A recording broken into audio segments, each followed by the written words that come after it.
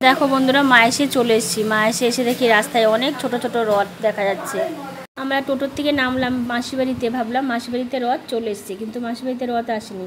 রথ যেখানে থাকে সেখানেই ছিল, তাই আমরা হেঁটে হেঁটে সামনের দিকে যাচ্ছি। অনেকক্ষণ আমরা সামনের দিকে হাঁটার পর দেখছি মায়েসের রথ দেখা যাচ্ছে। দেখে তারপরে মনে একটু শান্তি পেলাম। আমরা রথ দেখে সামনের দিকে আরেকটু হাঁটা শুরু করলাম রথের দড়িটা আনবো বলে। রথের সামনে এসে ছেলে আর আমি একটু ভিডিও করে নিলাম।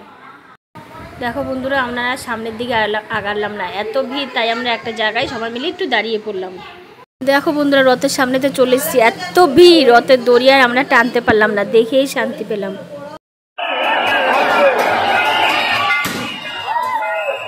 রথ দেখা হয়ে গেল, এবার আস্তে আস্তে আমরা মেলায় ঢুকবো, তাই পিছন দিকেই হাঁটছি। এবার দেখো হাঁটতে হাঁটতে আমরা মেলার দিকে যাচ্ছি। রাস্তায় দেখো এত ভিড়, সবাই খালি বলে কি ভিড় ভিড় ভিড়। এই দেখো বন্ধুরা, মেলার সামনে চলে এসছে, এবার আস্তে আস্তে সবাই মেলার মধ্যে ঢুকে যাব। দেখো বন্ধুরা, এখনো রাত হয়নি, তাও মেলার মধ্যে দেখো কত ভিড়।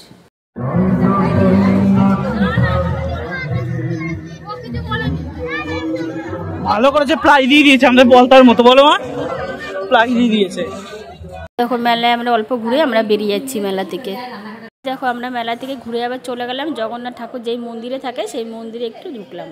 দেখো ভোগের প্রসাদ নেওয়ার জন্য সবাই লাইনে দাঁড়ালাম। এবার লাইনে দাঁড়িয়ে শুনি 20 টাকা করে প্রসাদ, তারপরে কিনে নিলাম 20 টাকা দিয়ে কিনে।